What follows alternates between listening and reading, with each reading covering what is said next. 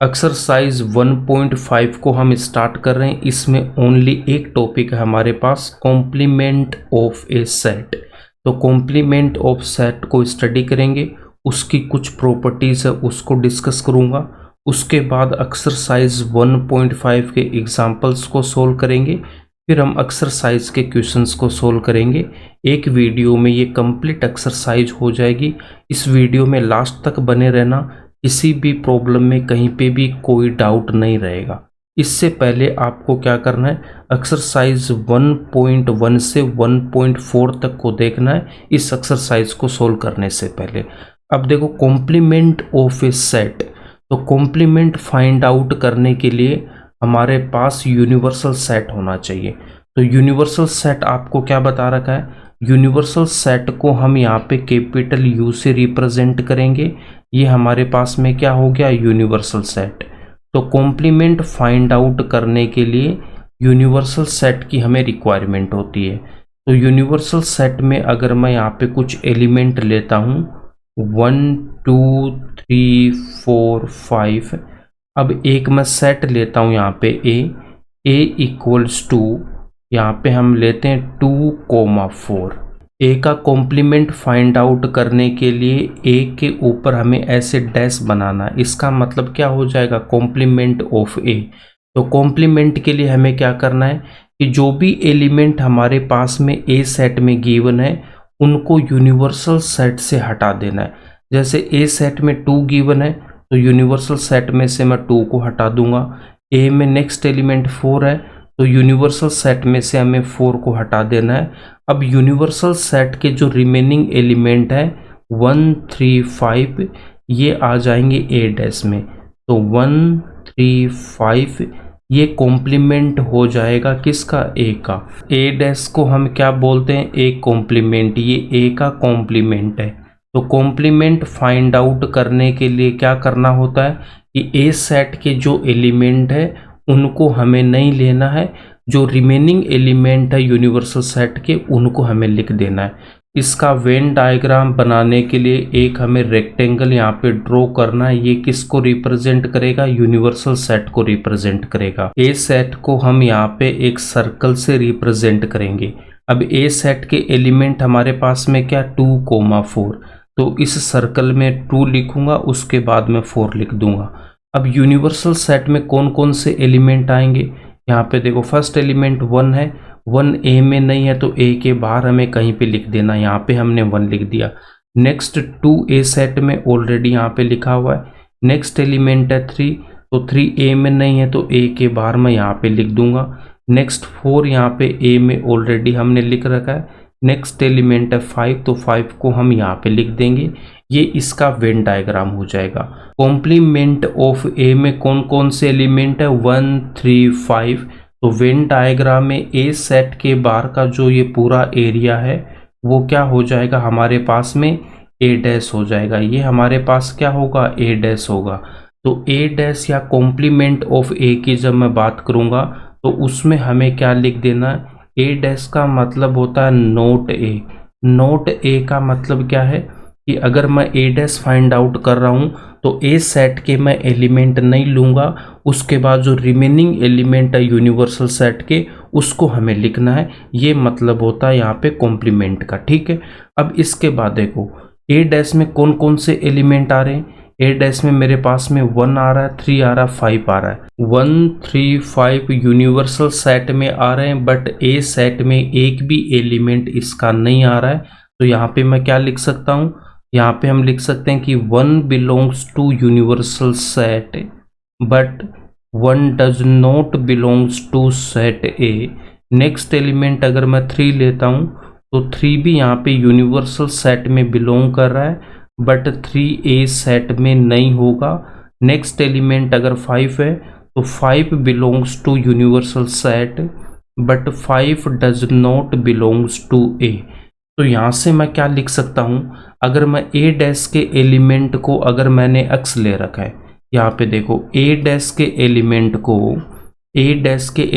को अगर मैं एक्स लेता हूँ तो X such that X belongs to 135 यहाँ पे एलिमेंट है, इनकी जगह मैं अक्स रखूंगा तो अक्स किससे बिलोंग करेगा, अक्स बिलोंग करेगा यूनिवर्सल सेट से। X belongs to universal set but x does not belongs to set ए।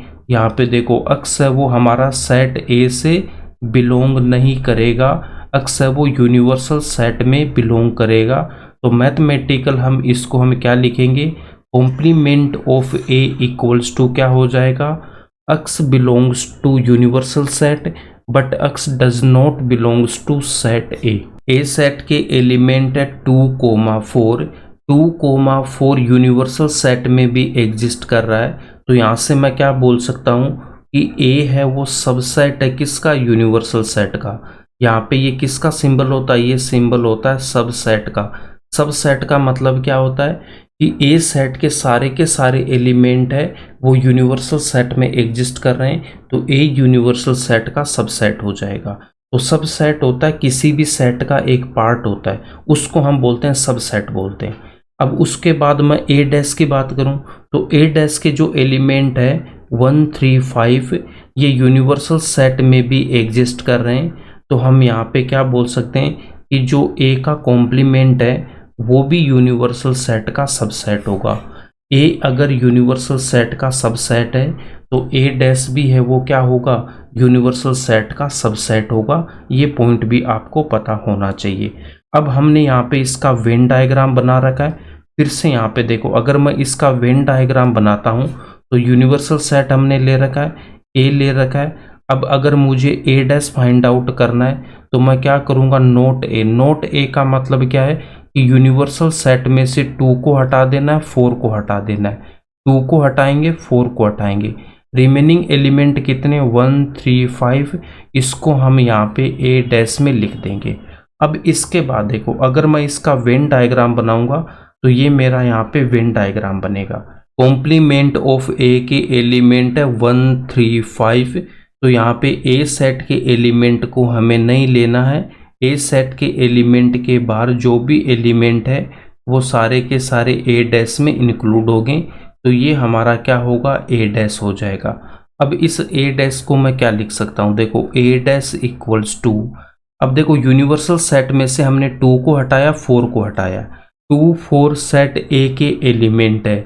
इसका मतलब यूनिवर्सल सेट में से मैं सेट ए के एलिमेंट को हटा रहा हूँ। तो यहाँ पे देखो यूनिवर्सल सेट में से अगर मैं सेट ए के एलिमेंट को हटा दूंगा तो ये जो पार्ट है मेरे पास में ये क्या हो जाएगा, इसको मैं लिख सकता हूँ कि यूनिवर्सल सेट में से मैं ए को यहाँ पे क्या कर दूँ, माइनस कर दूँ।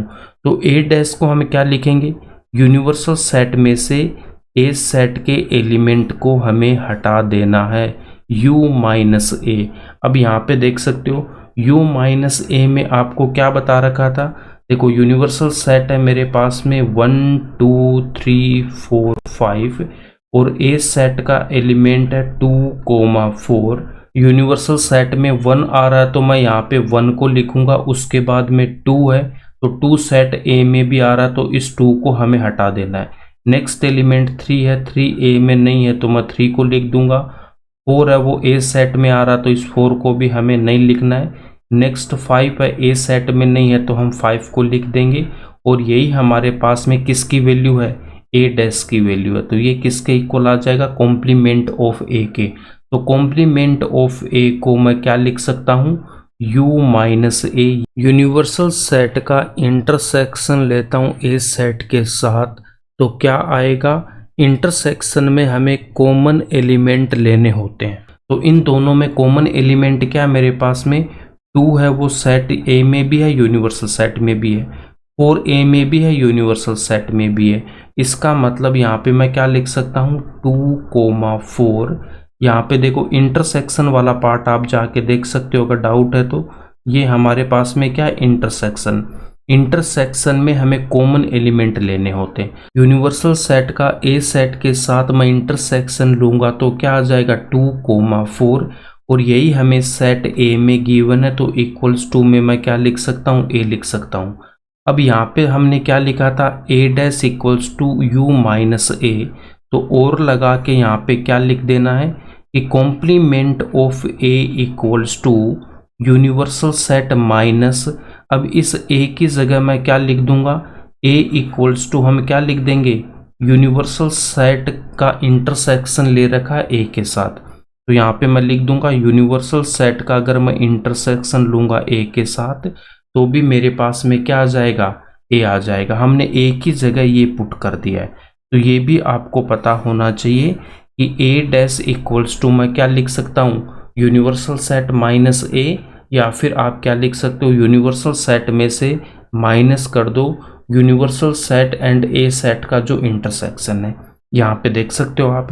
तो यही मेरे पास में ए आ रहा है, तो ये जो पार्ट है वो क्या हो जाएगा, ये ए सेट है, और यू इंटरसेक्शन ए भी मेरे पास में क्या आ रहा है, ए सेट के इक्वल आ रहा है। Complement of A equals to क्या हो जाएगा, नोट ए, मतलब ए सेट के हमें एलिमेंट यहाँ पे नहीं लेने हैं। तो हमने यहाँ पे वेन डायग्राम में यूनिवर्सल सेट ड्रॉ कर रखा है, ए सेट को हमने ड्रॉ कर रखा है, तो ए सेट के एलिमेंट नहीं लेने। इसका मतलब ए सेट के बाहर का जो पूरा एरिया है वो ए डैश में आ जाएगा। तो ए डैश यहाँ पे क्या हो जाएगा, ए के बाहर ये जो पूरा का पूरा है वो ए डैश में इंक्लूड आएगा, ठीक है। अब इसको हम क्या बोलेंगे, कॉम्प्लीमेंट ऑफ ए हो जाएगा। ए सेट के एलिमेंट को हमें नहीं लेना है, रिमेनिंग सारे के सारे एलिमेंट है वो ए डैश में इंक्लूड हो जाएंगे। तो कॉम्प्लीमेंट ऑफ ए को मैं क्या लिख सकता हूँ, कॉम्प्लीमेंट ए को हम यहाँ पे लिख सकते हैं कि A dash equals to x such that x belongs to universal set and x does not belongs to set A, या फिर हम क्या लिख सकते हैं, a dash equals to universal set minus A. Next हम क्या लिख देंगे, ए सेट की जगह मैं क्या लिख सकता हूँ, यूनिवर्सल सेट इंटरसेक्शन ए।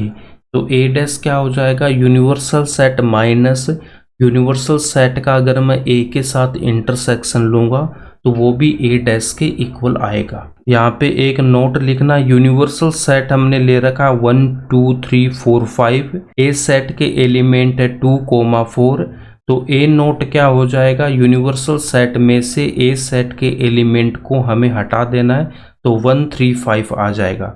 तो यहाँ से मैं देख के बता सकता हूँ क्लियरली कि जो ए है, ए सेट के सारे एलिमेंट है वो यूनिवर्सल सेट में एग्जिस्ट कर रहे हैं। तो ए यहाँ पे क्या हो जाएगा, यूनिवर्सल सेट का सबसेट हो जाएगा। एंड यहाँ पे आप क्या बोल सकते हो, जो ए डैश वो भी यूनिवर्सल सेट का क्या है, सबसेट है, इसके भी सारे के सारे एलिमेंट है वो यूनिवर्सल सेट में एग्जिस्ट कर रहे हैं। तो नोट में हमें क्या लिखना है, नोट में हमें लिखना है कि if A is a subset of the universal set then it's complement, मतलब A dash is also a subset of universal set. अगर ए यूनिवर्सल सेट का सबसेट है तो उसका जो कॉम्प्लीमेंट है वो भी यूनिवर्सल सेट का क्या होगा, सबसेट होगा। अब ए डैश हमने फाइंड आउट कर रखा है 1 3 5। अब इसका अगर मैं अगेन कॉम्प्लीमेंट फाइंड आउट कर देता हूँ, क्या मतलब है, इसका अगेन हमें कॉम्प्लीमेंट फाइंड आउट करना है, तो यहाँ पे ब्रैकेट बना के हमें क्या कर देना है, इसके ऊपर एक डैश लगा देना है। तो इसका मतलब क्या हो जाएगा कि नोट ए डैश, नोट ए डैश, नोट ए डैश का मतलब क्या है कि यूनिवर्सल सेट में से ए डैश के एलिमेंट को हमें हटा देना है। देखो यूनिवर्सल सेट इक्वल्स टू है 1 2 3 4 5, ए डैश कितना है 1 3 5। अब यहाँ पे हमें क्या फाइंड आउट करना है, फाइंड आउट करना है हमें ए डैश का कॉम्प्लीमेंट, ठीक है, मतलब कॉम्प्लीमेंट का कॉम्प्लीमेंट हमें फाइंड आउट करना है। तो ए डैश के जो एलिमेंट है 1 3 5, इनको हमें क्या करना है, यूनिवर्सल सेट में से हटा देना है, यूनिवर्सल सेट में से हटा देना है। तो रिमेनिंग एलिमेंट क्या रह गया, यहाँ पे 2 रह गया, 4 रह गया, तो यहाँ पे मैं लिख सकता हूँ 2,4 एंड 2,4 सेट ए के एलिमेंट है, तो इक्वल्स टू में हम क्या लिख देंगे, ए लिख देंगे। तो यहाँ पे एक इम्पोर्टेंट पॉइंट हमें ध्यान में रखना है कि अगर मैं ए डैश का कॉम्प्लीमेंट अगर लेता हूँ तो वो सेट ए के इक्वल आएगा। कॉम्प्लीमेंट का अगर मैं फिर से कॉम्प्लीमेंट लूंगा तो वो सेट ए के इक्वल आएगा। अब नेक्स्ट पॉइंट यहाँ पे क्या ध्यान में रखना है, नेक्स्ट पॉइंट में यहाँ पे देखो ए यूनियन ए डैश, देखो ए सेट के एलिमेंट है 2,4, यूनियन, इसको हम क्या बोलते हैं, ये यूनिवर्सल सेट नहीं है, ये यूनियन है। ये क्या हमारे पास में यूनियन है। तो 2,4 यूनियन ए डैश के एलिमेंट है 1 3 5। तो यूनियन में आपको क्या बता रखा है, यूनियन में हम क्या लिखेंगे, सबसे पहले जो फर्स्ट सेट के एलिमेंट है 2,4 को मैं लिख दूंगा। नेक्स्ट यहाँ पे देखो 1 है, 1 क्या पहले आया क्या, नहीं, तो 1 को एज इट इज लिखेंगे। नेक्स्ट 3 है, 3 भी नहीं है तो इसको लिख दूंगा। 5 यहाँ पे हम लिख देंगे। तो 1 3 5 में से कोई भी एलिमेंट रिपीट नहीं हो रहा है, मतलब इस सेट में नहीं है, तो हम यहाँ पे क्या करेंगे, ये सारे के सारे एलिमेंट यहाँ पे लिख देंगे। और यही हमें यूनिवर्सल सेट में गिवन है, देख सकते हो 1 2 3 4 5, यहाँ पे भी 1 2 3 4 5। सेट्स में ऑर्डर मैटर नहीं करता है, तो इसका मतलब ये किसके इक्वल आ गया, ये हमारे पास में किसके इक्वल आ गया, ये आ गया यूनिवर्सल सेट के। ये यूनिवर्सल सेट है। यूनियन एंड यूनिवर्सल सेट में कंफ्यूज नहीं होना है। एनसीईआरटी में भी इसको डिफ्रेंशिएट करने के लिए यहाँ पे जो यूनिवर्सल सेट है उसको थोड़ा सा ऐसे बड़ा बना देगा, और यूनियन है उसको वो ऐसे करके ऐसे बना देता है। ए यूनियन ए डैश किसके इक्वल आएगा, यूनिवर्सल सेट के इक्वल आएगा। अब इसके बाद में जो नेक्स्ट पॉइंट है वहाँ पे अगर मैं इनका इंटरसेक्शन ले रहा हूँ, इंटरसेक्शन का मतलब क्या हो जाएगा कि A intersection A dash equals to, A set के एलिमेंट क्या है मेरे पास 2,4 इंटरसेक्शन, उसके बाद में ए डैश के एलिमेंट है 1 3 5। इंटरसेक्शन में हम कॉमन एलिमेंट को लेते हैं। अब यहाँ पे क्या मेरे पास में कोई भी एलिमेंट कॉमन है क्या, देखो 2,4 यहाँ पे 1 3 5 है, इनमें कोई भी एलिमेंट मेरे पास में कॉमन नहीं है।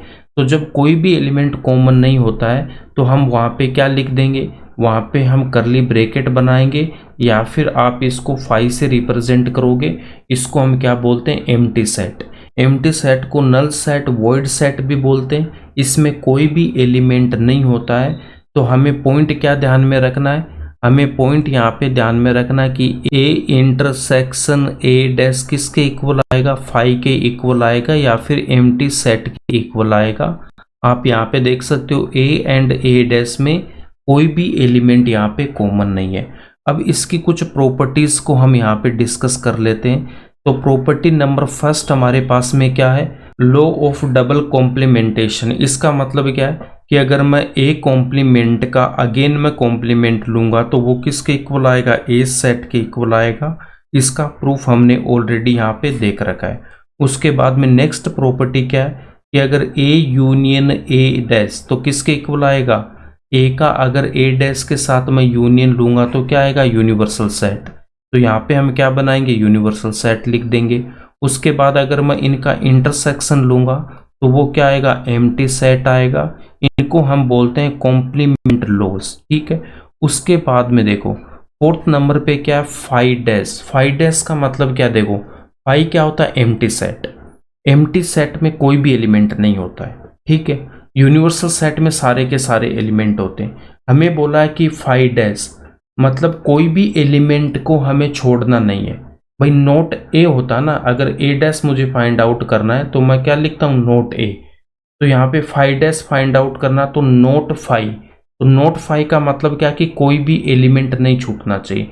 5 होता है एम्प्टी सेट, एम्प्टी सेट में कोई भी एलिमेंट नहीं होता है। तो नोट 5 का मतलब क्या हो जाएगा कि कोई भी एलिमेंट छूटना नहीं चाहिए। तो यहाँ पे मैं क्या लिख दूंगा, मतलब सारे के सारे एलिमेंट इंक्लूड होने चाहिए। तो सारे के सारे एलिमेंट कौन से सेट में होते हैं, यूनिवर्सल सेट में। उसके बाद में फिफ्थ नंबर पे क्या गिवन है कि यूनिवर्सल सेट का मुझे कॉम्प्लीमेंट चाहिए। तो यूनिवर्सल सेट का अगर कॉम्प्लीमेंट फाइंड आउट करना है तो क्या हो जाएगा, नोट यूनिवर्सल सेट। देखो यूनिवर्सल सेट का कॉम्प्लीमेंट फाइंड आउट करना है तो नोट यूनिवर्सल सेट। इसका मतलब यूनिवर्सल सेट का एक भी एलिमेंट नहीं आना चाहिए। u इक्वल्स टू अगर मैं 1 2 3 लेता हूं तो u डैश इक्वल्स टू, इसमें हमें 1 को भी नहीं लेना है, 2 को भी नहीं लेंगे, 3 को भी नहीं लेंगे। तो यहाँ पे मैं क्या लिखूंगा, ओनली करली ब्रैकेट। और इसका मतलब क्या हो जाएगा, एम्प्टी सेट। एम्प्टी सेट को हम 5 से रिप्रेजेंट करेंगे। तो यूनिवर्सल सेट का मैं कॉम्प्लीमेंट लूंगा तो वो क्या आएगा, एम्प्टी सेट आएगा, लॉ ऑफ एम्प्टी सेट, और इसको हम बोलेंगे law of universal set. Next D Morgan's law, very very important है, इसको आपको थोड़ा अच्छे से समझना है। यहाँ पे हमें क्या गिवन होगा, हमें फर्स्ट पार्ट में गिवन है ए यूनियन बी का हमें कॉम्प्लीमेंट फाइंड आउट करना है, सेकंड में हमें गिवन है ए इंटरसेक्शन बी का कॉम्प्लीमेंट फाइंड आउट करना है। तो फर्स्ट पार्ट में देखो यहाँ पे कॉम्प्लीमेंट आ रहा है, तो ए के साथ मैं कॉम्प्लीमेंट लिख दूंगा, यहाँ पे मैं बी का कॉम्प्लीमेंट लिख दूंगा।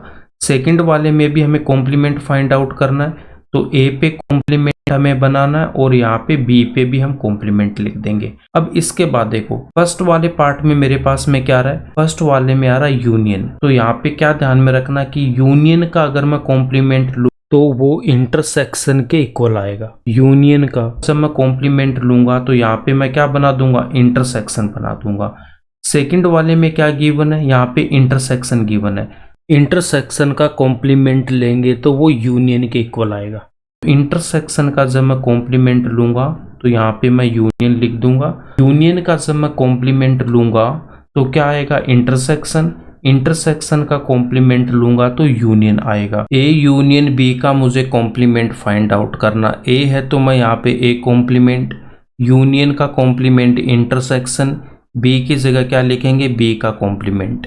सेकंड में गिवन है ए इंटरसेक्शन बी, तो ए की जगह ए कॉम्प्लीमेंट, इंटरसेक्शन है तो यूनियन, बी है तो बी का कॉम्प्लीमेंट। ये होता है डी मॉर्गन्स लॉ। अब यहाँ पे देखो वेन डायग्राम की अगर मैं बात करूँगा तो हमने यहाँ पे दो सेट ले रखे हैं ए एंड बी, और यूनिवर्सल सेट को रेक्टेंगल से रिप्रेजेंट कर रखा है। अगर मैं ए यूनियन बी की बात करूँगा तो ए यूनियन बी में ये पूरे के पूरे ए सेट के एलिमेंट, बी सेट के एलिमेंट, ये जो एरिया है वो ए इंटरसेक्शन बी में आएगा। नेक्स्ट वेन डायग्राम में देखो यहाँ पे ये जो ए वाला पार्ट है, ओनली ए वाला पार्ट, इसको हम क्या बोलते हैं, ए माइनस बी। इसको मैंने आपको क्या बताया था, ए माइनस बी। बी माइनस ए में कौन सा एरिया आएगा, ये जो बी वाला पार्ट है इसको हम क्या बोलेंगे, B minus A. A and B का जो कॉमन पार्ट है उसको हम क्या बोलते हैं, A intersection B. A minus B को मैं क्या लिख सकता हूँ, ए में से अगर मैं ए इंटरसेक्शन बी वाला पार्ट अगर हटा दूंगा तो भी मेरे पास में क्या, ए माइनस बी ही आएगा। यहाँ पे मैंने ए सेट को ले रखा है, मेरे पास में बी सेट है, इन दोनों का कॉमन पार्ट है उसको हम क्या बोलते हैं, A intersection B. A part में से ये जो ए वाला जो पूरा पार्ट है ये कितना मेरे पास में ए का पार्ट है, तो ए में से अगर मैं ये पार्ट हटा दूंगा ये सेट क्या हो जाएगा, ए सेट है। इसमें से मैं अगर ए इंटरसेक्शन बी वाला पार्ट हटा दूंगा तो ए माइनस बी ही आएगा। तो ए माइनस बी को मैं क्या लिख सकता हूँ, ए में से ए इंटरसेक्शन बी कर दूंगा। सेम मैं यहाँ पे लिख सकता हूँ बी माइनस ए को बी में से अगर मैं ए इंटरसेक्शन बी वाले पार्ट को माइनस कर दूंगा तो भी मेरे पास में क्या आ जाएगा, बी माइनस ए आएगा। A minus B and B minus A को हम कॉम्प्लीमेंट की फॉर्म में भी लिख सकते हैं। कॉम्प्लीमेंट वाला टॉपिक हमारा कंप्लीट हो गया। तो अब यहाँ पे देखो ए माइनस बी को मैं क्या लिखूंगा, ए का अगर मैं इंटरसेक्शन ले रहा हूँ बी डैश के साथ तो ए माइनस बी आएगा, एंड बी माइनस ए को मैं क्या लिख दूंगा, बी का अगर मैं इंटरसेक्शन लूंगा ए कॉम्प्लीमेंट के साथ। अब इसको समझने के लिए यहाँ पे देखो ये जो मेरे पास में वेन डायग्राम है यहाँ पे फर्स्ट वाला, इस वेन डायग्राम में यहाँ पे देखो ये जो बी डैश है तो बी डैश क्या हो जाएगा, बी के बाहर का पूरा, मतलब बी को इंक्लूड नहीं करना है। बी डैश की अगर मैं बात करूंगा तो बी डैश वाले में कौन सा आएगा, बी के बाहर। बी सेट को छोड़ के जो सारा का सारा एरिया है वो बी डैश में इंक्लूड होगा। तो बी सेट वाला पार्ट हमें छोड़ देना है, उसके बाद जो सारा का सारा एरिया है वो बी डैश में इंक्लूड हो जाएगा। ऐसे अगर मैं ए डैश की बात करूं तो ए डैश में क्या आ जाएगा, ए के बाहर का पूरा एरिया। ए सेट को छोड़ के जो भी पूरा एरिया है ए सेट के बाहर का एरिया वो सारा का सारा ए डैश में इंक्लूड होगा। तो ये जो पार्ट है वो क्या हो गया, ए डैश हो गया। ए इंटरसेक्शन बी डैश मुझे फाइंड आउट करना है, तो इन दोनों का कॉमन मुझे पार्ट चाहिए। तो कॉमन पार्ट कितना आएगा, यहाँ पे देखो मेरे पास में ए सेट है, तो यहाँ पे ये जो ए का है वो इतना पार्ट आएगा, ये जो पार्ट है वो मेरे पास में कॉमन आएगा। इस पार्ट में बी डैश भी आ रहा है और ए का एरिया भी आ रहा है। अब यहाँ पे देखो ए वाला जो ये एरिया है इधर इन दोनों के बीच में, ये यहाँ पे एम्प्टीज रहेगा यहाँ पे, ठीक है। बी डैश है तो हमें बी का कोई भी पार्ट इंक्लूड नहीं करना है, तो ये जो आपके पास में इतना सा पार्ट है वही तो हमारा क्या होता है, ए माइनस बी होता है। तो ए माइनस बी को हम क्या लिख सकते हैं, ए इंटरसेक्शन बी डैश।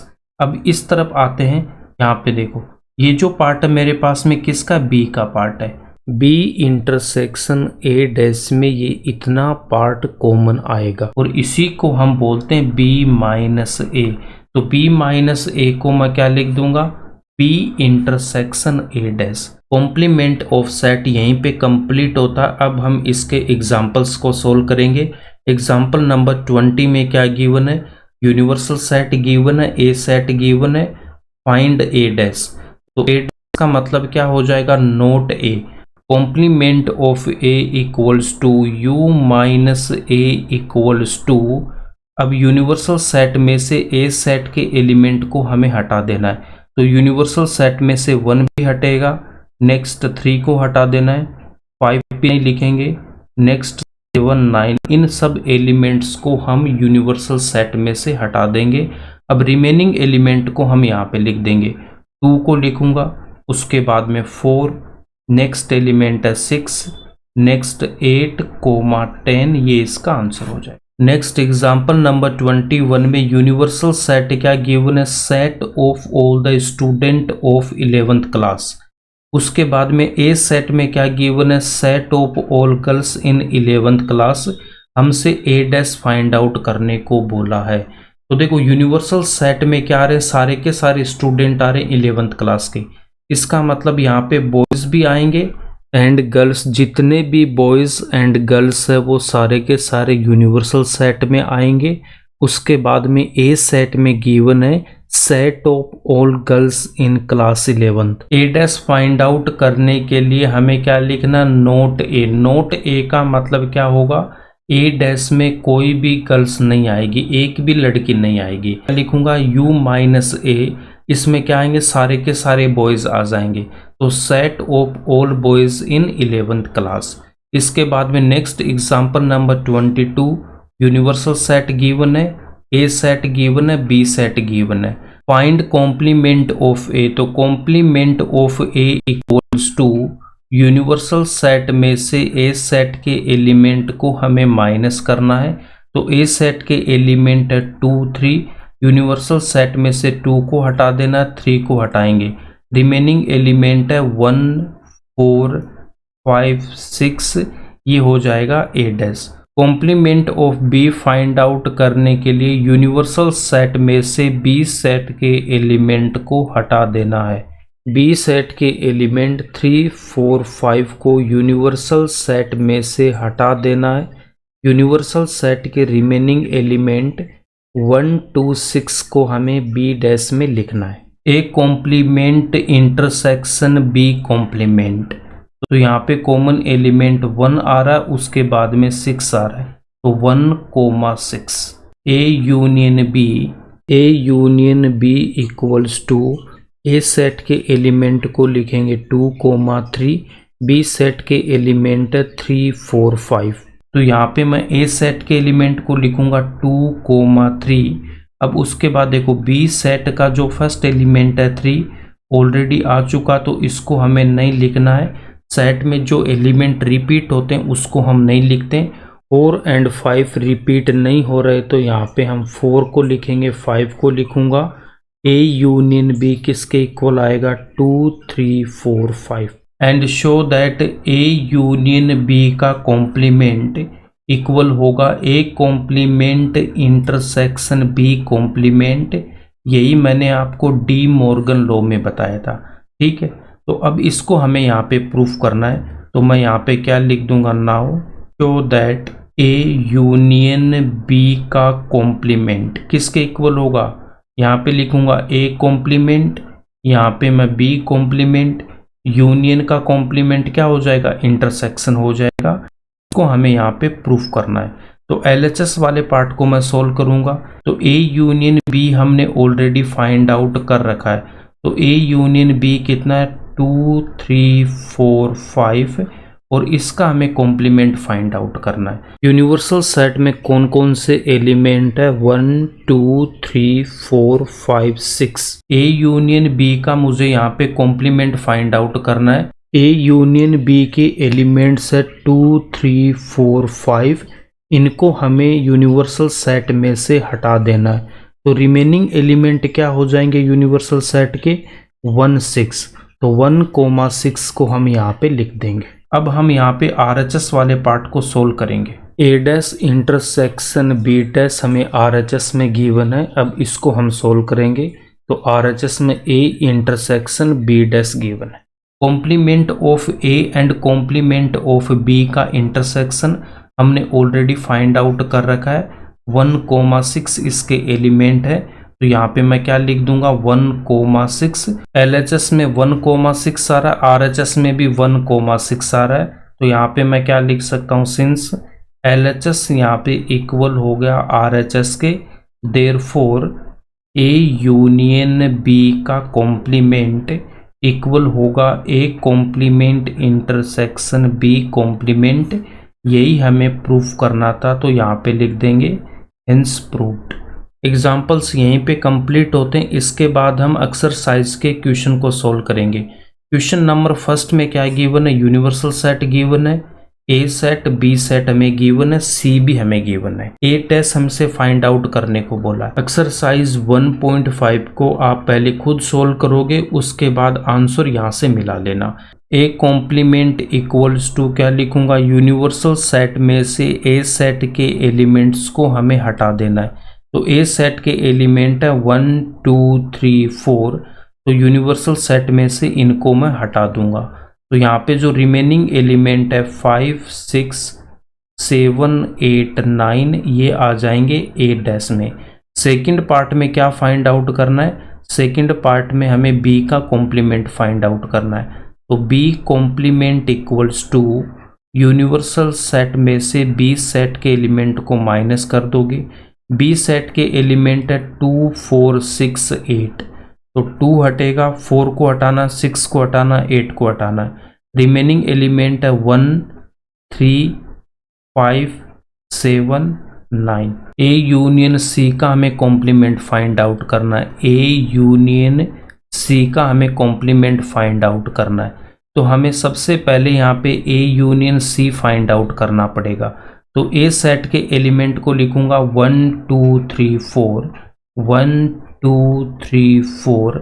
अब यहाँ पे C सेट के एलिमेंट है 3 ऑलरेडी आ गया, इसको हम नहीं लिखेंगे। 4 भी ऑलरेडी आ चुका, इसको नहीं लिखेंगे। 5,6 नहीं है तो यहाँ पे 5 लिखूंगा, यहाँ पे 6 लिखूंगा। A यूनियन C हमने फाइंड आउट कर लिया। अब इसका हमें क्या करना, कॉम्प्लीमेंट फाइंड आउट करना है। तो कॉम्प्लीमेंट में मैं क्या लिख दूंगा, A यूनियन C के एलिमेंट को मुझे हटा देना है, इसमें से यूनिवर्सल सेट में से। तो 1 से लेके 6 तक के हमें एलिमेंट को नहीं लिखना है। यहाँ पे मैं क्या लिखूंगा 7 8 9, ये इसका आंसर हो जाएगा। A यूनियन B का हमें कॉम्प्लीमेंट फाइंड आउट करना है। तो A यूनियन B हम फाइंड आउट करेंगे। तो A union B, A set के एलिमेंट हमारे पास में कौन कौन से हैं 1 2 3 4 1 2 3 4।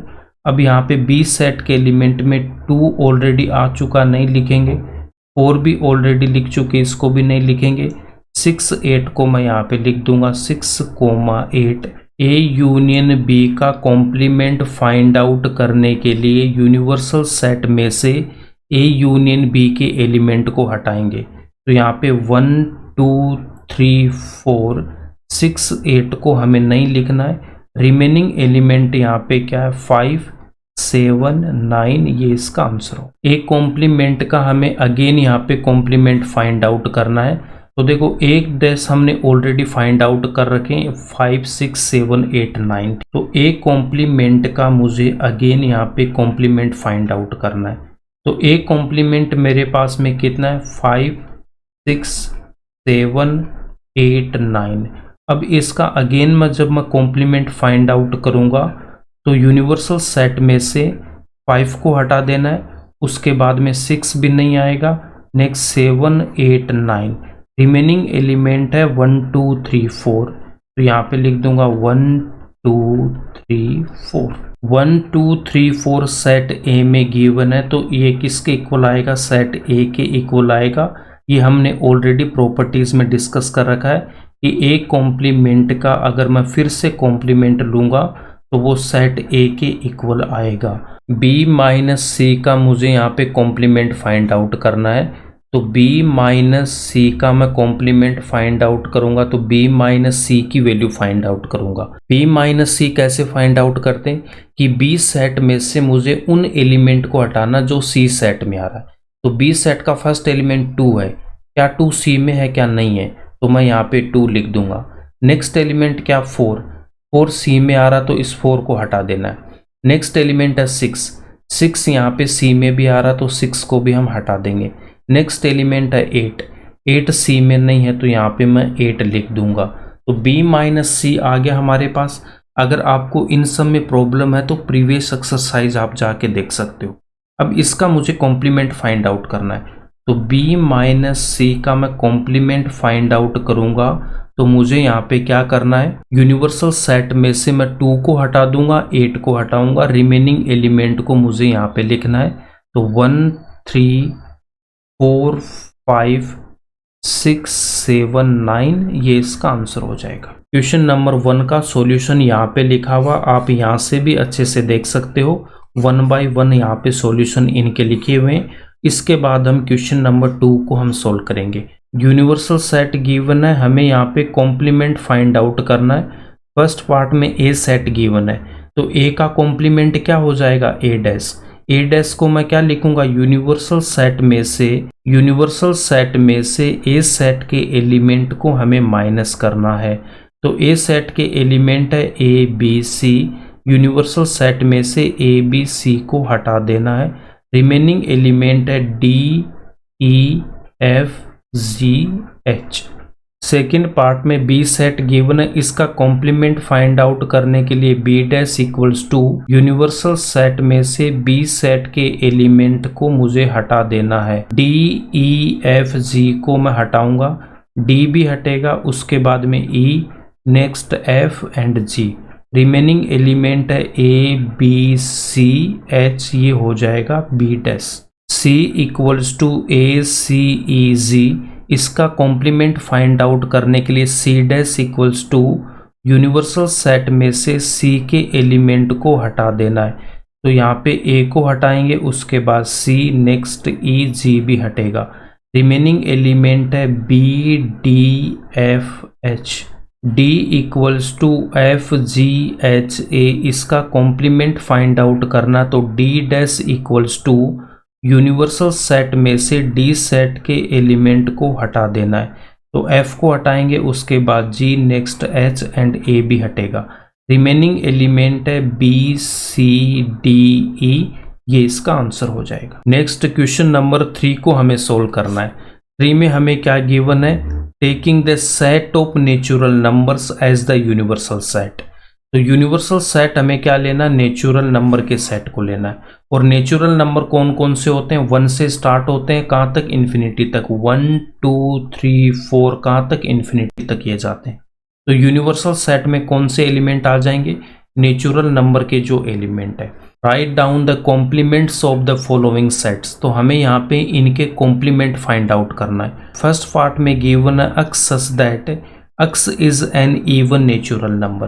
तो इवन नेचुरल नंबर में क्या आएगा, 2 4 6 8 सो ऑन। तो इनका मैं यहाँ पे सेट लिख दूंगा, इसका मुझे कॉम्प्लीमेंट फाइंड आउट करना है। नेचुरल नंबर में 2 टाइप के नंबर होते हैं मेरे पास में, इवन नंबर, दूसरे कौन से होते हैं, ओड नंबर। ओड नंबर कौन कौन से होते हैं, 1 3 5 7 and so on. Even numbers में 2 4 6 8 एंड सो ऑन। तो इसका मतलब यूनिवर्सल सेट में से मैं क्या करूंगा, इवन नंबर को हटा दूंगा, और ये जो नेचुरल नंबर है यही मुझे यूनिवर्सल सेट गिवन है। तो जब यहाँ से इवन नंबर हट जाएंगे तो क्या रह जाएंगे, ओड नंबर्स। तो मैं क्या लिख दूंगा यहाँ पे, 1 3 5 या फिर आप क्या लिख सकते हो, x is an odd natural number. Second part में गिवन है x is an odd natural number, तो x हमें यहाँ पे ओड नेचुरल नंबर गिवन है, इसका मुझे कॉम्प्लीमेंट फाइंड आउट करना है। तो यूनिवर्सल सेट में से मैं ओड नंबर्स को हटाऊंगा तो क्या रह जाएगा, इवन नंबर्स। तो मैं क्या लिख दूंगा, x is N even natural number. उसके बाद में नेक्स्ट पार्ट में क्या गिवन है, x is A positive multiple of 3। तो हमें इसका कॉम्प्लीमेंट फाइंड आउट करना है। तो देखो a का मुझे कॉम्प्लीमेंट फाइंड आउट करना होता तो मैं क्या लिखता हूँ, a dash equals to not a, मतलब हम यहाँ पे एक नोट लगा देंगे। तो यहाँ पे कॉम्प्लीमेंट मुझे लिखना है, तो आप डायरेक्ट यहाँ पे क्या करो, नोट लगा देना, x is note A positive multiple of 3। Next part में गिवन है x is A prime number. अब देखो प्राइम नंबर क्या होते हैं, प्राइम नंबर होता है 2, 3, 5, 7, 9, यहाँ पे नहीं आएगा, यहाँ पे क्या आएगा, 11 आएगा। इनका हमें कॉम्प्लीमेंट फाइंड आउट करना है। तो इसका मतलब देखो नेचुरल नंबर में 1 आता तो 1 लिखूंगा, फिर 2 को नहीं लिखना, 3 को भी नहीं लिखेंगे, 3 के बाद 4 तो 4 को लिखेंगे, 5 को नहीं लिखना, 5 के बाद 6 है तो 6 को लिखेंगे, 7 को भी नहीं लिखेंगे तो यहाँ पे हम 8 लिखेंगे, फिर 9 लिखूंगा, 10 लिखूंगा, 11th को नहीं लिखूंगा, ऐसे चलता जाएगा। तो अब ये जो 4, 6, 8, 10 है, इनको हम कंपोजिट नंबर्स बोलते हैं। पहला आंसर आप इसका क्या लिख सकते हो, x is not a prime number, इतना लिख के छोड़ सकते हो। या फिर आप इसको थोड़ा और अच्छे से लिखना चाहते हो तो क्या लिख दोगे, x is a composite number and x equals to 1। देखो कंपोजिट नंबर में 1 इंक्लूड नहीं होता है, तो x इक्वल्स टू मैं लिख दूंगा 1। उसके बाद जो भी नंबर आ रहे हैं 4, 6, 8, 9, 10 के सारे क्या आएंगे, कंपोजिट नंबर आएंगे। तो हम लिख देंगे x is a composite number and x equals to 1। तो देखो प्राइम नंबर क्या होता है, 2, 3, 5, 7, 11, ये सब प्राइम नंबर होते हैं। कंपोजिट नंबर क्या होता है, natural numbers greater than 1 which are not prime numbers. तो इसमें कौन कौन से आ जाएंगे, 4, 6, 8, 9, 10 एटसेट्रा, ये सब कंपोजिट नंबर होते हैं। अब नेक्स्ट पार्ट में गिवन है x is a natural number divisible by 3 and 5। तो कॉम्प्लीमेंट फाइंड आउट करने के लिए हम डायरेक्ट यहाँ पे नोट लगा देंगे कि x is a natural number which is not divisible by 3 and 5। x is a perfect square, तो यहाँ पे क्या लिख दूंगा, x is not a perfect square. x is a perfect cube, तो इसका कॉम्प्लीमेंट फाइंड आउट करेंगे तो यहाँ पे लिखेंगे x is not a perfect cube. इसके बाद नेक्स्ट पार्ट में यहाँ पे क्या गिवन है, x plus 5 equals to 8 given है, x plus 5 equals to 8, then x equals to 8 minus 5, x की वैल्यू कितनी आएगी, 3 आ रही है। तो जब मैं इसको सोल्व करूंगा तो इसकी वैल्यू कितनी है, 3 है। इसका मुझे कॉम्प्लीमेंट फाइंड आउट करना है। तो यूनिवर्सल सेट मुझे क्या गिवन है, नेचुरल नंबर गिवन है। अब इसका मतलब क्या है कि नेचुरल नंबर में से मुझे 3 को हटा देना है, बाकी सारे के सारे एलिमेंट यहाँ पे हम लिख देंगे। तो नेचुरल नंबर में से मैं 3 को हटाऊंगा तो इसको आप क्या लिख सकते हो, इसको लिख सकते हैं x such that x belongs to capital N। इनका मतलब है नेचुरल नंबर, एंड लगा के हमें क्या लिख देना है, x does not equals to 3। तो यहाँ पे हमें 3 को नहीं लेना है, 3 के अलावा जितने सारे के सारे नेचुरल नंबर हैं वो इसमें इंक्लूड हो जाएंगे। अब इसके बाद में जो नेक्स्ट वाला पार्ट है, यहाँ पे हमें गिवन है 2x plus 5 equals to 9। 2x plus 5 equals to 9, then 2x equals to 9 minus 5, 2x equals to 4, then x equals to 4 upon 2। तो x की वैल्यू कितनी आएगी, 2 आएगी। तो इसको सोल्व करूंगा तो कितना आएगा, 2 आएगा। इसका मुझे कॉम्प्लीमेंट फाइंड आउट करना है। तो सेम यहाँ पे मेरे पास में 3 आ रहा है, यहाँ पे 2 आ गया, तो इसको मैं क्या लिख दूंगा, x such that x belongs to capital N and x does not equals to 2। Next हमें गिवन है x greater than equals to 7। तो x greater than equals to 7 का मतलब क्या हो जाएगा, इक्वल्स टू का साइन है तो 7 को इंक्लूड करेंगे, 7 के बाद 8, 9, 10 कहाँ तक, इन्फिनिटी तक। यहाँ पे देखो ग्रेटर देन का साइन के साथ इक्वल्स टू भी है, तो इक्वल्स टू है तो 7 को इंक्लूड करना, तो डार्क सर्कल बनाऊंगा और उसके बाद ये जो सारी वैल्यू है इन्फिनिटी तक ये इसमें इंक्लूड हो जाएगी।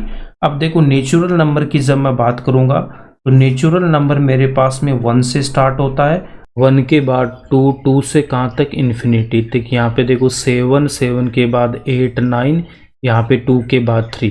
तो कॉम्प्लीमेंट में क्या करना, देखो 7 एंड 7 के बाद ये जो x greater than equals to 7 है इनको मुझे हटा देना है।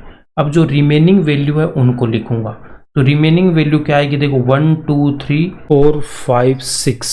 इसको मैं लिख सकता हूँ 1, 2, 3, 4, 5, 6।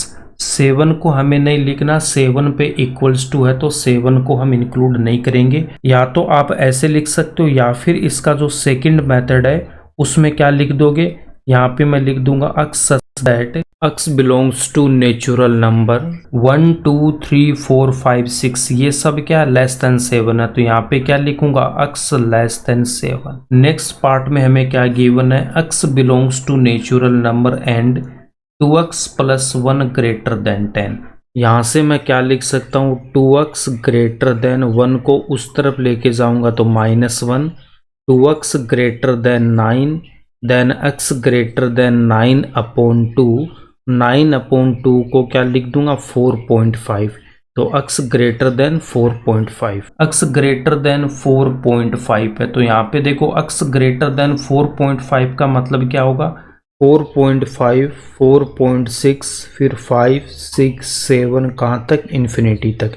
तो ये क्या हो जाएंगे, ग्रेटर देन 4.5। यहाँ पे इक्वल्स टू नहीं है तो 4.5 को हम यहाँ पे इंक्लूड नहीं करेंगे, यहाँ पे हमें होलो सर्कल बनाना है। इसके बाद की ये सारी वैल्यू है वो इसमें इंक्लूड होगी। अब नेचुरल नंबर में कौन कौन से नंबर आएंगे, नेचुरल नंबर में 1 से स्टार्ट होगा, फिर 2 आएगा, 3, 4, फिर यहाँ पे 4.1, फिर ये जो 4.5, ये जो सारे नंबर है वो नेचुरल नंबर में इंक्लूड होंगे। तो नेचुरल नंबर में हमें कौन कौन सी वैल्यू यहाँ पे लेनी है, 1 से लेके 4.5 से पहले तक की। 4.5 को हम यहाँ पे क्या कर लेंगे, इस बार इंक्लूड कर लेंगे। इंक्लूड क्यों करना है कि अक्स ग्रेटर देन 4.5 है, तो यहाँ पे 4.5 इंक्लूड नहीं है, इसमें इंक्लूड नहीं है, तो ये 4.5 हम इसमें इंक्लूड कर लेंगे। तो 4.5 तक हमें लेना है, हमारी वैल्यू 1 से स्टार्ट होगी, 4.5 तक हमें लेना है। तो यहाँ पे मैं क्या लिख सकता हूँ, x such that x belongs to n and x, यहाँ पे जो 4.5 है इसको मैं क्या लिख सकता हूँ, 9/2। तो यहाँ पे लिख देना 9/2। और ये मुझे गिवन है क्या कि ग्रेटर देन है, तो इसका मुझे कॉम्प्लीमेंट लेना है। तो ग्रेटर देन है तो इसको मैं क्या बना दूंगा, लेस देन बना देना। यहाँ पे इक्वल्स टू नहीं है तो यहाँ पे हमें इक्वल्स टू भी लगा देना है। ये इसका आंसर हो जाएगा क्वेश्चन नंबर 3 का। अक्स ग्रेटर देन 4.5 है तो इनको हमें इंक्लूड नहीं करना है, हमें यहाँ से 1 से लेके 4.5 तक इंक्लूड करना है। तो नंबर लाइन पे अगर मैं ड्रॉ करूंगा 1, 2, तो 4.5 को इंक्लूड करना, तो इस पे डार्क सर्कल बनाऊंगा। तो 1 से लेके आपके पास 4.5 तक की वैल्यू यहाँ पे इंक्लूड होगी।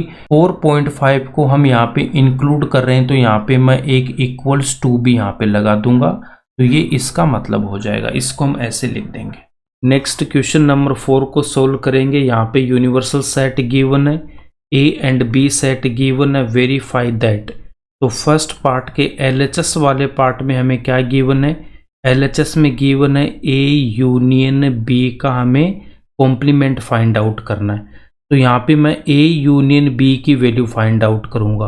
तो A यूनियन B में आपको क्या बता रखा है, यहाँ पे A सेट के सारे एलिमेंट को हम लिखेंगे 2, 4, 6, 8। उसके बाद में मैं B सेट के एलिमेंट को लिखूँगा। तो यहाँ पे 2 है, 2 ऑलरेडी A सेट में आ चुका, तो यहाँ पे हम इस 2 को नहीं लिखेंगे। सेट्स में जो एलिमेंट रिपीट होते हैं उनको हम नहीं लिखते। नेक्स्ट यहाँ पे 3 है तो मैं यहाँ पे 3 लिखूंगा। नेक्स्ट एलिमेंट 5 है तो यहाँ पे 5, और यहाँ पे 7 है तो 7 ए में नहीं है तो यहाँ पे मैं 7 लिख दूंगा। ए यूनियन बी आ गया। अब इसका हमें क्या फाइंड आउट करना है, इसका हमें कॉम्प्लीमेंट फाइंड आउट करना है। तो कॉम्प्लीमेंट फाइंड आउट करने के लिए क्या करोगे, यूनिवर्सल सेट में से ए यूनियन बी के एलिमेंट को हमें हटा देना है। ए यूनियन बी के एलिमेंट्स को यूनिवर्सल सेट से हटा देना है। तो यूनिवर्सल सेट से मैं 2 को हटाऊंगा, 4 भी हटेगा, 6, 8, उसके बाद 3, 5, 7। तो यहाँ पे 2 एलिमेंट रह गया 1 एंड 9। ए यूनियन बी का कॉम्प्लीमेंट में कौन कौन से एलिमेंट आएंगे, 1, 9। इसको हम बोलेंगे इक्वेशन नंबर 1। आरएचएस वाले पार्ट को सोल्व करेंगे। यहाँ पे गिवन है ए कॉम्प्लीमेंट का इंटरसेक्शन बी कॉम्प्लीमेंट के साथ। तो आरएचएस में मैं यहाँ पे ए कॉम्प्लीमेंट की वैल्यू फाइंड आउट करूँगा। ए कॉम्प्लीमेंट के लिए क्या करेंगे, ए सेट के एलिमेंट्स को यूनिवर्सल सेट में से हटा देना है। तो यहाँ पे देखो 2 को हटाएंगे, उसके बाद 4, 6, 8। अब यूनिवर्सल सेट के रिमेनिंग एलिमेंट को लिखना है 1, 3, 5, 7, 9। बी कॉम्प्लीमेंट हम फाइंड आउट करेंगे तो बी सेट के जो एलिमेंट है उनको यूनिवर्सल सेट में से हटा देना है। तो देखो 2, 2, 3, 5, 7 को हम हटाएंगे। यूनिवर्सल सेट के रिमेनिंग एलिमेंट कितने, 1, 4, 6, 8, 9। ए कॉम्प्लीमेंट का मैं इंटरसेक्शन लूंगा बी कॉम्प्लीमेंट के साथ। तो इंटरसेक्शन में क्या बता रखा है कि जो कॉमन एलिमेंट्स है उनको हमें लिखना है। तो A complement and B complement में कॉमन एलिमेंट मेरे पास में 1 एंड 9 है। तो यहाँ पे लिखूंगा 1, 9। इसको हम बोलेंगे equation number 2। Equation number 1 and equation number 2 से हम क्या बोल सकते हैं कि LHS है वो RHS के इक्वल है। From equation number 1 and 2 we can say that LHS equal RHS, therefore A union B का कॉम्प्लीमेंट इक्वल होगा A complement intersection B complement. यही हमें प्रूफ करना था तो यहाँ पे हम लिख देंगे हेंस प्रूव्ड। सेकंड पार्ट को अब हम यहाँ पे प्रूफ करेंगे। तो सेकंड पार्ट के जो LHS में हमें गिवन है A इंटरसेक्शन B का हमें कॉम्प्लीमेंट फाइंड आउट करना है। तो यहाँ पे मैं A इंटरसेक्शन B की वैल्यू फाइंड आउट करूँगा। इंटरसेक्शन में हमें कॉमन एलिमेंट लेना है। तो देखो A एंड B में कॉमन एलिमेंट क्या है मेरे पास में, 2A में भी है, 2B में भी आ रहा है। उसके बाद में 4 यहाँ पे B में नहीं है, 6 भी नहीं है, यहाँ पे 8 भी नहीं है। तो इनमें ओनली 1 एलिमेंट है 2। तो A इंटरसेक्शन B कितना आ गया, 2। A इंटरसेक्शन B का कॉम्प्लीमेंट फाइंड आउट करेंगे तो यूनिवर्सल सेट में से 2 को मैं हटा दूंगा। रिमेनिंग एलिमेंट यहाँ पे 1, 3, 4, 5, 6, 7, 8, 9। इसको हम बोलेंगे इक्वेशन नंबर 3। RHS को सोल्व करेंगे तो RHS में हमें क्या गिवन है, A complement union B complement. यहाँ पे A कॉम्प्लीमेंट हमने फाइंड आउट कर रखा है एंड B कॉम्प्लीमेंट भी हमने फाइंड आउट कर रखा है। इन दोनों का हमें क्या लेना है, यहाँ पे यूनियन लेना है। तो इनका जब मैं यहाँ पे यूनियन लूंगा तो सबसे पहले यहाँ पे क्या आ रहा है, A कॉम्प्लीमेंट आ रहा है। तो मैं A कॉम्प्लीमेंट के एलिमेंट्स को लिखूंगा 1, 3, 5, 7, 9। अब उसके बाद में B कॉम्प्लीमेंट में से उन एलिमेंट्स को हटा देना जो रिपीट हो रहा है। तो फर्स्ट एलिमेंट 1 है, 1 ऑलरेडी आ गया, इसको नहीं लिखेंगे। उसके बाद में 4 नहीं आया तो मैं यहाँ पे 4 को लिखूंगा। 6 भी नहीं आ रखा तो 6 को लिखेंगे। 8 भी नहीं है तो हम 8 को लिखेंगे। 9 ऑलरेडी आ चुका तो 9 को भी हमें नहीं लिखना है और 1 को भी हमने यहाँ पे नहीं लिखा है। तो ये इसके एलिमेंट्स हो जाएंगे। इसको मैं बोल दूंगा इक्वेशन नंबर 4। अब आप यहाँ पे देख सकते हो equation number 3 and equation number 4 में एलिमेंट्स क्या सेम है। देखो 1, 3, 4, 5, 6, 7, 8, 9। यहाँ पे भी 1, 3, 4, 5, 6, 7, 8, 9। सेट्स में ऑर्डर मैटर नहीं करता है, तो ये दोनों सेम ही सेट है। इसका मतलब इक्वेशन नंबर 3 एंड 4 से, from equation number 3 and 4 H है वो आर एच एस के इक्वल है। जब L H S R H S के इक्वल हो गया तो यहाँ पे हम क्या लिख देंगे, एल एच एस में क्या गिवन है, ए इंटरसेक्शन बी का हमें कॉम्प्लीमेंट गिवन है। तो ए इंटरसेक्शन बी का कॉम्प्लीमेंट किसके इक्वल हो जाएगा, A complement union B complement. यही हमें प्रूफ करना था, तो यहाँ पे लिख देंगे hence proved. Next question number 5 को हम सोल्व करेंगे। यहाँ पे गिवन है draw appropriate Venn diagram for each of the following. तो यहाँ पे देखो आपको डी मॉर्गन लॉ में क्या बता रखा है, फर्स्ट पार्ट में गिवन है ए यूनियन बी का कॉम्प्लीमेंट। तो यहाँ पे मैं क्या लिखूंगा, ए कॉम्प्लीमेंट उसके बाद बी कॉम्प्लीमेंट। सेकंड में भी हमें क्या लिख देना, ए कॉम्प्लीमेंट उसके बाद बी कॉम्प्लीमेंट। यूनियन का कॉम्प्लीमेंट क्या बताया था, इंटरसेक्शन। इंटरसेक्शन का कॉम्प्लीमेंट क्या हो जाएगा, यूनियन। तो आपको मैंने क्या बता रखा है कि अगर मुझे यूनियन गिवन है तो इसका कॉम्प्लीमेंट क्या होगा, इंटरसेक्शन। इंटरसेक्शन का कॉम्प्लीमेंट क्या होगा, यूनियन होगा। ठीक है, तो ये हमने डी मॉर्गन लॉ में ऑलरेडी स्टडी कर चुके हैं। फर्स्ट पार्ट में गिवन है ए यूनियन बी का कॉम्प्लीमेंट। तो ए यूनियन बी का कॉम्प्लीमेंट किसके इक्वल होता है, A complement intersection B complement, जो हमें सेकंड वाले पार्ट में गिवन है। तो फर्स्ट वाला जो पार्ट है वो सेकंड के इक्वल होगा। इन दोनों का जो वेन डायग्राम है सेम बनेगा। उसके बाद में थर्ड एंड फोर्थ की मैं बात करूंगा, तो ये दोनों भी इक्वल हो जाएंगे सेकंड वाले से। तो इन दोनों का जो डायग्राम है वो भी यहाँ पे सेम बनेगा। तो अब मैं फर्स्ट वाले पार्ट को सोल्व कर रहा हूँ।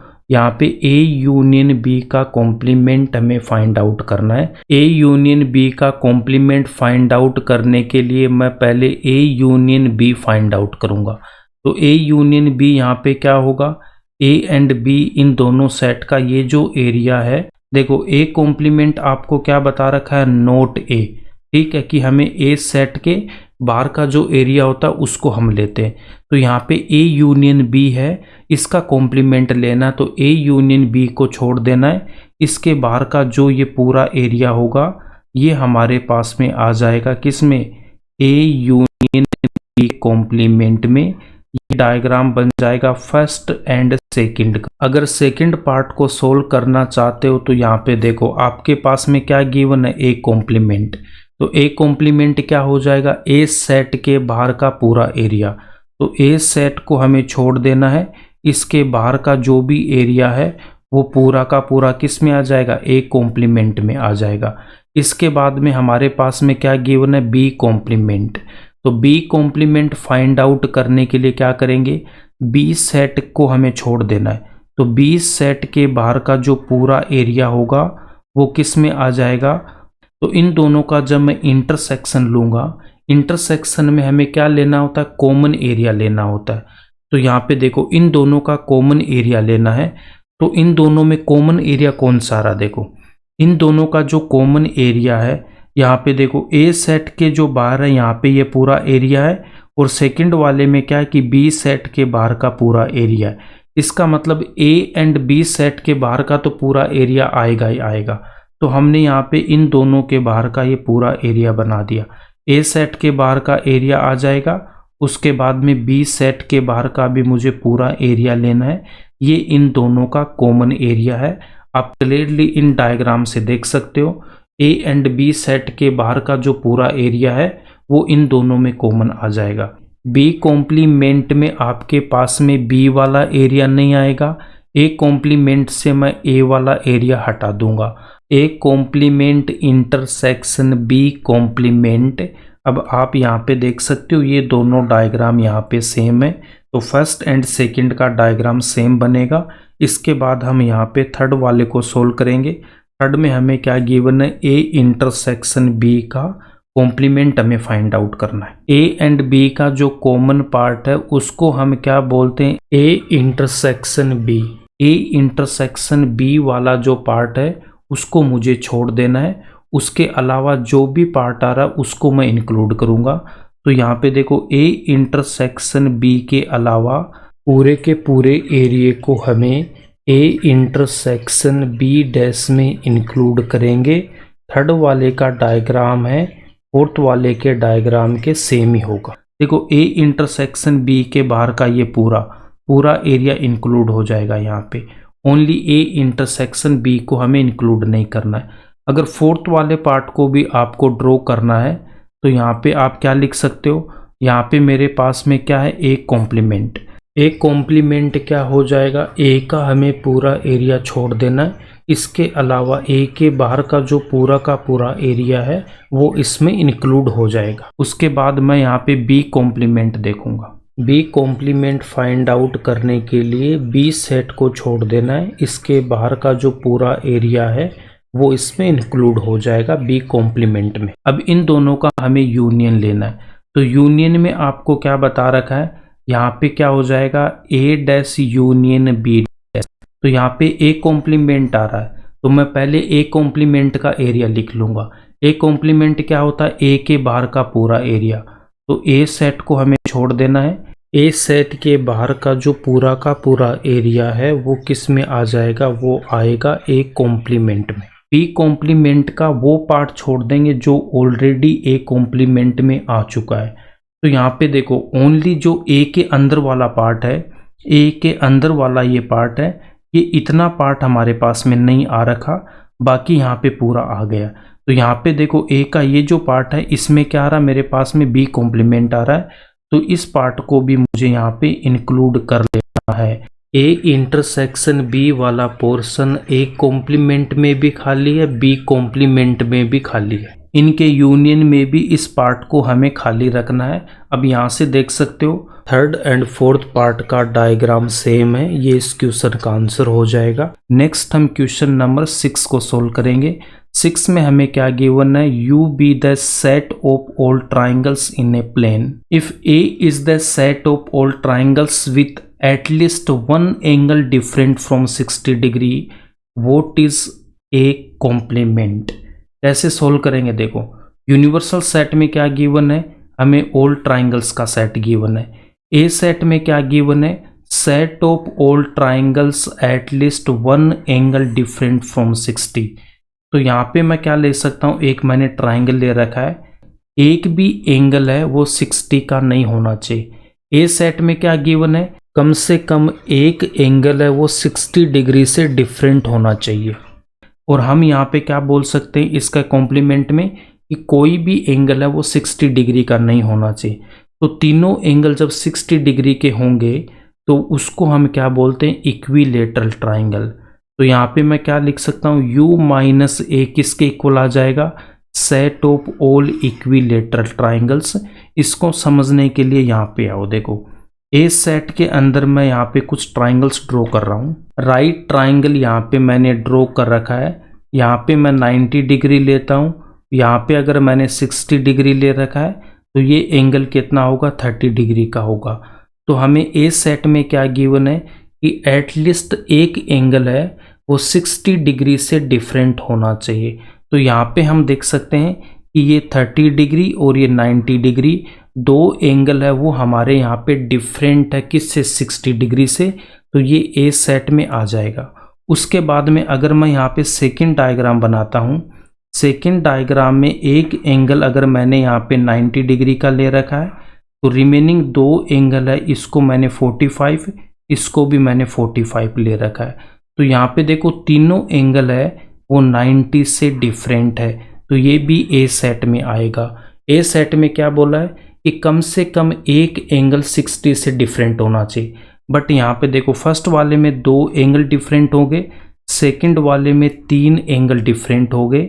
इसके बाद अगर मैं नेक्स्ट डायग्राम यहाँ पे ड्रॉ करता हूँ, उसमें अगर मैंने एक एंगल यहाँ पे 60 डिग्री का ले रखा है, उसके बाद यहाँ पे अगर मैं 45 लेता हूँ तो ये एंगल कितना हो जाएगा, यहाँ पे आएगा 75 डिग्री। तो इसमें भी आप देख सकते हो कि यहाँ पे भी दो एंगल है वो मेरे पास में 60 डिग्री से डिफरेंट है। तो ये तीनों के तीनों जो डायग्राम है वो ए सेट में बिलोंग करेंगे। अब इसके अलावा मैंने एक ट्राइंगल यहाँ पे ले रखा है, उसके मैंने तीनों एंगल कितने कर दिए, 60 डिग्री के। तीनों एंगल अगर मैं यहाँ पे 60 डिग्री के कर देता हूँ तो इस केस में देखो क्या हो जाएगा, ये जो फोर्थ वाला ट्राइंगल है, फोर्थ वाले ट्राइंगल में तीनों के तीनों एंगल हमारे 60 डिग्री के। हमें क्या बोला कि कम से कम एक एंगल 60 से डिफरेंट होना चाहिए, बट यहाँ पे देखो कोई भी एंगल है वो 60 से डिफरेंट नहीं है। फोर्थ में तीनों के तीनों 60 डिग्री के हैं, तो ये ए सेट में बिलोंग नहीं करेगा। तो ये जो डायग्राम है हमारा does not belongs to set A complement find out करने के लिए हम क्या लिखते हैं, नोट ए। तो इसका मतलब यहाँ पे क्या हो जाएगा, ए सेट के जो ट्राइंगल्स है उनको हमें नहीं लेना है। तो ये सारे के सारे ट्राइंगल हमारे यहाँ पे इंक्लूड नहीं होंगे। ये जो 60 डिग्री वाला जो ट्राइंगल है जिसमें तीनों एंगल 60 डिग्री के, ये हमारा किस में इंक्लूड हो जाएगा, ये हो जाएगा ए कॉम्प्लीमेंट में। जब तीनों एंगल 60 डिग्री के होंगे उसको हम बोलते हैं इक्विलेटरल ट्राइंगल। तो आप यहाँ पे क्या लिख देना कि जो ए डैश है वो क्या हो जाएगा, set of all equilateral triangles. ठीक है, इसको ऐसे भी समझ सकते हो, ए सेट में क्या गिवन है, at least one angle different from 60 degree, कि कम से कम एक एंगल है वो 60 से डिफरेंट होना चाहिए। तो मैं यहाँ पे क्या बोल सकता हूँ, no angle is different from 60 degree, कि कोई भी एंगल है वो 60 से डिफरेंट नहीं होना चाहिए। तो यहाँ पे हम क्या बोल देंगे कि जो हर एक एंगल है वो कितना हो जाएगा, 60 डिग्री का होगा। जब हर एक एंगल 60 डिग्री का होगा उसको हम बोलते हैं इक्विलेटरल ट्राइंगल। ये इसका आंसर हो जाएगा। इसके बाद हम क्वेश्चन नंबर 7 को सोल्व करेंगे। ए यूनियन ए कॉम्प्लीमेंट किसके इक्वल होगा, यहाँ पे देखो मैंने ए ले रखा है, इसका जब मैं कॉम्प्लीमेंट फाइंड आउट करूंगा तो ए के अलावा ये पूरा एरिया है वो ए कॉम्प्लीमेंट में आ जाएगा। अब इन दोनों का अगर मैं यूनियन ले रहा हूँ, ए यूनियन ए कॉम्प्लीमेंट क्या आ जाएगा, यूनिवर्सल सेट। तो ये किसके इक्वल हो जाएगा, यूनिवर्सल सेट के इक्वल होगा। ये हमने प्रॉपर्टीज में ऑलरेडी डिस्कस कर रखा है। तो ये यहाँ पे क्या आपके पास में यूनिवर्सल सेट, तो ये यूनिवर्सल सेट के इक्वल होगा। सेकंड पार्ट में गिवन हमें एम्प्टी सेट का हमें क्या फाइंड आउट करना, कॉम्प्लीमेंट। तो फाइव कॉम्प्लीमेंट किसके इक्वल होता है, यूनिवर्सल सेट के, ये मैंने आपको बता रखा है। तो यहाँ पे देखो फाइव कॉम्प्लीमेंट की जगह क्या लिख दूंगा, यूनिवर्सल सेट, और इसका मुझे इंटरसेक्शन लेना ए सेट के साथ। तो देखो आप यहाँ पे देख सकते हो यूनिवर्सल सेट एंड ए में जो कॉमन एरिया है वो किसका आएगा, वो ए सेट का आ जाएगा। तो यूनिवर्सल सेट का जब मैं ए सेट के साथ इंटरसेक्शन लूंगा तो क्या आएगा, ए सेट ही आ जाएगा। अब इसके बाद में थर्ड पार्ट में क्या गिवन है, ए intersection A dash. A intersection A dash में आप यहाँ पे देख सकते हो कुछ भी कॉमन नहीं आएगा, इनमें कुछ भी कॉमन नहीं है। तो हम यहाँ पे क्या लिखेंगे, 5 लिखेंगे। ये भी हमने प्रॉपर्टीज में डिस्कस कर रखा है। उसके बाद में लास्ट पार्ट में क्या गिवन है, यहाँ पे गिवन है यूनिवर्सल सेट का हमें क्या दे रखा है, कॉम्प्लीमेंट दे रखा है। तो यूनिवर्सल सेट का जो कॉम्प्लीमेंट होता है वो किसके इक्वल होता है, वो होता है 5 के इक्वल। 5 इंटरसेक्शन ए, 5 में कोई भी एलिमेंट नहीं होता है, ए सेट उसमें कुछ एलिमेंट हो गए। तो 5 में कोई भी एलिमेंट नहीं है तो इन दोनों में क्या कॉमन आएगा, कुछ भी कॉमन नहीं आएगा। इन दोनों में कुछ भी कॉमन नहीं आएगा, कुछ भी कॉमन नहीं आएगा तो हम यहाँ पे क्या लिख देंगे, 5 लिख देंगे। ये इसका आंसर हो जाएगा। एक्सरसाइज 1.5 यहीं पे कंप्लीट होती है। अगर आपको कॉम्प्लीमेंट ऑफ ए सेट समझ में आया तो इस वीडियो को लाइक करना, ज़्यादा से ज़्यादा अपने दोस्तों के साथ शेयर करना और इस चैनल को सब्सक्राइब कर लेना।